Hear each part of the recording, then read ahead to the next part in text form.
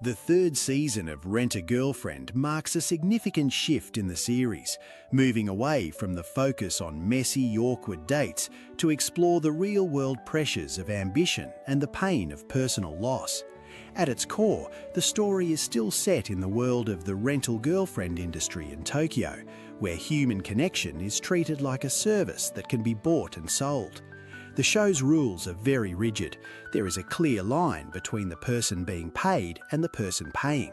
However, this season introduces a new layer of complexity when the characters decide to work together on an independent film.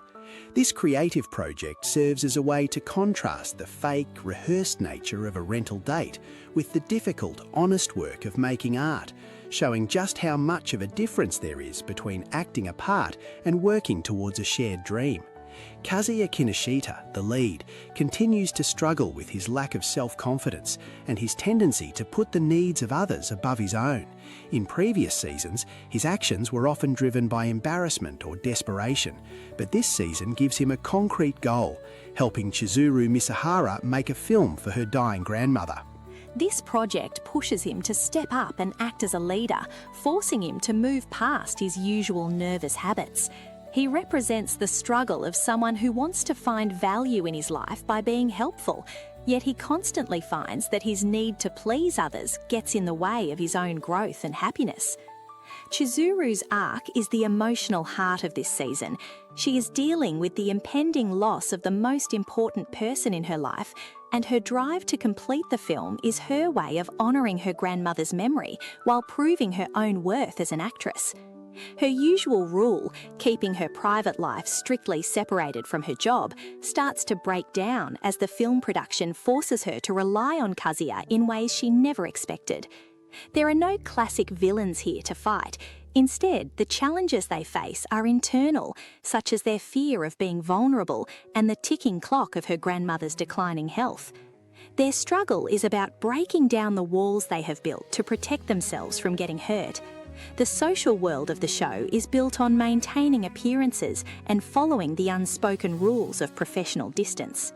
The main conflict this season isn't a dramatic rivalry, but the sheer stress of trying to produce a film while caught in a transactional industry. They have to find a way to work together as equals, rather than as a client and a service provider. This change in their dynamic is what makes the season feel more mature. They are forced to confront the reality that they can no longer pretend to be distant when they are working side by side on something that genuinely matters to them. The pace is very deliberate, focusing on the slow, often frustrating process of making an independent film.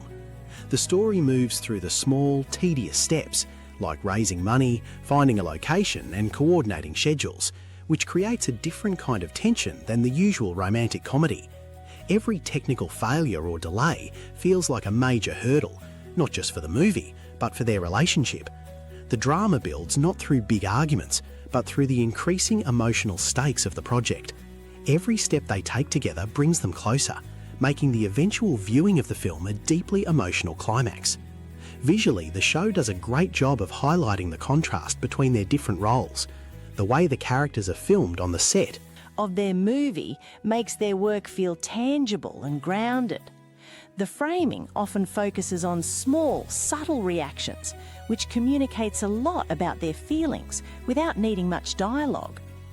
When they are working together, the camera shows them in a way that feels more authentic than the polished, perfect looks they maintain during a rental date. This visual approach helps the viewer understand that the messy, imperfect effort of making the film is actually where their real connection is being formed.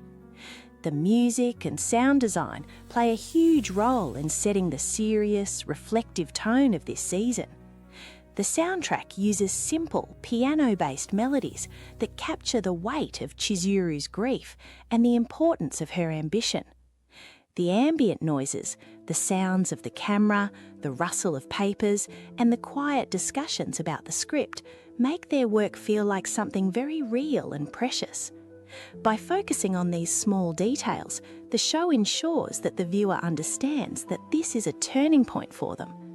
The quiet moments are just as important as the big emotional reveals because they show the effort they are putting into each other's lives. The resolution asks the characters to let go of the safety provided by their roles and to be seen as their true, imperfect selves. They have to realise that they can't keep hiding behind the rules of the rental industry. The growth they both experience is the courage to accept that being close to someone is a risk, but one that is worth taking.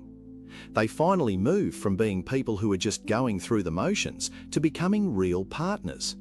By the end, they have realised that their bond isn't just a business arrangement, but something they have built together through hard work and shared vulnerability. In short, Rentagisen is a surprisingly thoughtful look at the nature of ambition and the importance of being honest with the people we care about.